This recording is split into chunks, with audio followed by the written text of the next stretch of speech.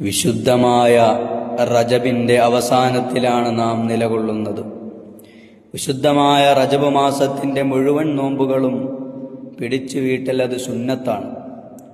ആർക്കെങ്കിലും മുഴുവൻ നോമ്പും പിടിച്ചു വീട്ടാൻ കഴിഞ്ഞില്ലെങ്കിൽ പിന്നെ ഏറ്റവും ശ്രേഷ്ഠമായത് അത് മിഅ്റാജിന്റെ നോമ്പാണ്. മിഅ്റാജിന്റെ നോമ്പ് റജബ് 27-നാണ്. അത് നമുക്ക് വരുന്നത് ശനിയാഴ്ചയാണ്.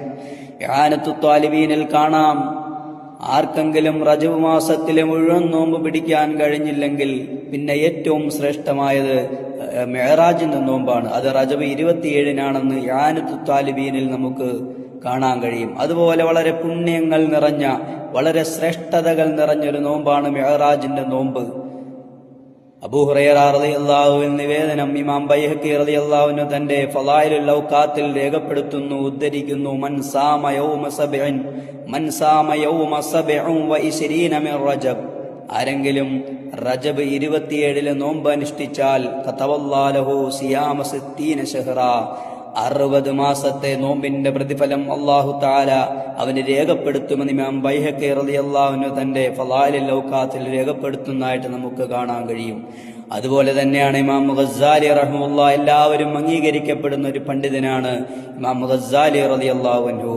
ഇമാം ഗസ്സാലി റളിയല്ലാഹു അൻഹു രേഖപ്പെടുത്തുകയാണ്: മൻ സാമ യൗമ സബഇൻ വഇശ്രീന മിൻ റജബ്, ആരെങ്കിലും റജബ് 27 നോമ്പനുഷ്ഠിച്ചാൽ കതബല്ലാഹു ലഹു സിയാമ 60 ശഹ്റാ, 60 മാസത്തെ നോമ്പിന്റെ പ്രതിഫലം കരസ്ഥമാക്കാമെന്ന് ഇമാം ഗസ്സാലി റഹിമഹുല്ലാഹ് രേഖപ്പെടുത്തുന്നതായിട്ട് നമുക്ക് കാണാൻ കഴിയും. എത്രേ പുണ്യങ്ങൾ നിറഞ്ഞ റജബിന്റെ ഒരു നോമ്പും ഇതുവരെയും പിടിക്കാൻ കഴിയാത്തവർ അടുത്ത ശഅബാനിലേക്ക് നാം കാലൂന്നുകയാണ്.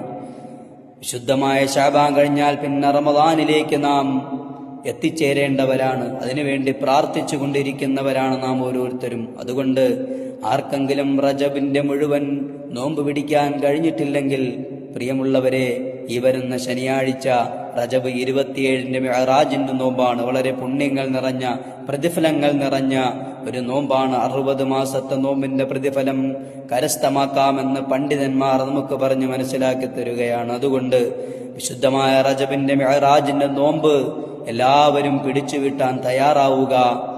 അതുപോലെ തന്നെയാണ് മറ്റൊരു ഹദീസിൽ നമുക്ക് കാണാൻ കഴിയും, സൽമാനുൽ ഫാരിസി റളിയല്ലാഹുവിൽ നിന്ന് ഉദ്ധരിക്കുന്നതായിട്ട് ഇമാം ബൈഹഖി റളിയല്ലാഹു തന്റെ ശുഅബുൽ ഈമാനിൽ ഉദ്ധരിക്കുകയാണ്: ഫീ റജബിൻ യൗമുൻ വലൈല, റജബ് മാസത്തിൽ ഒരു ദിവസമുണ്ട്.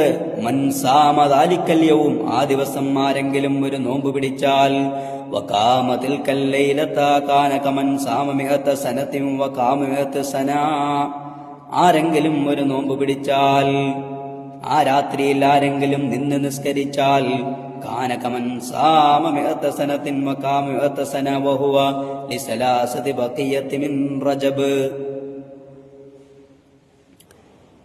ആ ദിവസത്തിൽ ആരെങ്കിലും ഒരു നോമ്പ് പിടിച്ചാൽ 100,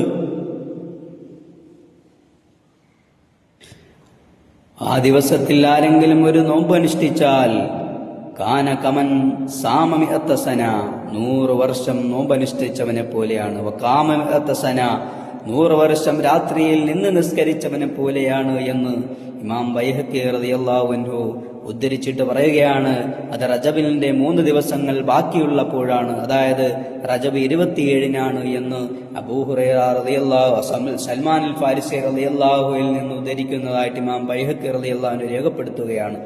ഇതിന്റെ റാവിയെപ്പറ്റി അഥവാ റിപ്പോർട്ടറിനെ കുറിച്ച് ചില വിയോജിപ്പുകൾ രേഖപ്പെടുത്തുന്നുണ്ട് എങ്കിലും പുണ്യകർമ്മങ്ങൾ ചെയ്യുന്നതിന് വേണ്ടി ഇത്തരം ഹദീസുകൾ സ്വീകരിക്കാമെന്ന് സ്വീകരിക്കപ്പെടുന്ന സ്വീകാര്യയോഗ്യമായ ഒരുപാട് പണ്ഡിതന്മാർ നമുക്ക് പറഞ്ഞു തന്നിട്ടുണ്ട്. അതുകൊണ്ട് പുണ്യങ്ങൾ നിറഞ്ഞ ഈ നോമ്പിനെ ആരും അവഗണിക്കരുത്.